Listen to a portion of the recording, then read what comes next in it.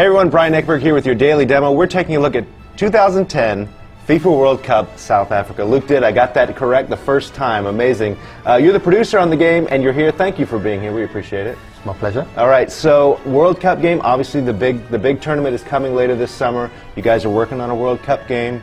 High level, what was the goal for World Cup this time around? The goal for World Cup this time was to make sure we brought the authenticity of the tournament to the console, to the user. For the first time, you can play as all 199 teams that participated in the World Cup qualification.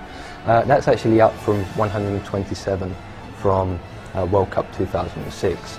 So we've made a big step forward there. So you can play as the Englands, the Brazils, the USAs and the Vanuatus of the world. Right. So we really have gone all out to make sure that you can play as everybody. It's a worldwide game with a worldwide event.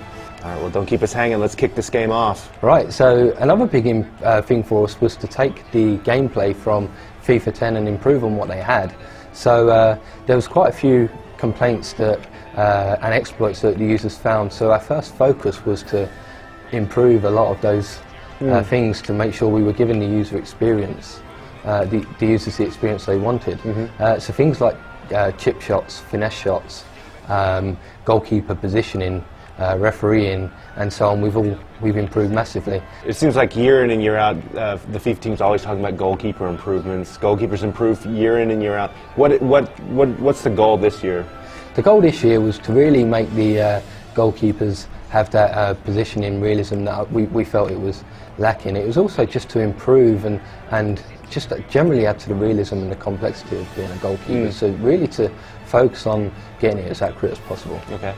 So in addition to improving the core engine, what we worked with the gameplay team on providing was some authentic World Cup gameplay improvements, things like altitude. So we know that going to places in South America, such as Ecuador and so on, will make it more tricky, basically because of the playing conditions and the altitude that users will experience, or players will experience in the real world. So the ball will actually move differently. We tried to replicate that those physics within the game, so it will move straighter and faster.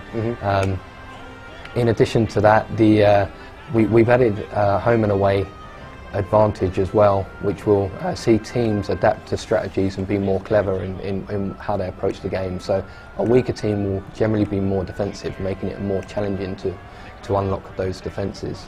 I know we're in the single-player game here, but while we're here, let's talk a little bit about what you guys are doing online, because there's a lot to talk about, right? There is a lot to talk about. So today we're pleased to announce that for the first time you're going to be able to play in a full online World Cup tournament. So that's the group stages, the 3 group matches, so you will progress through.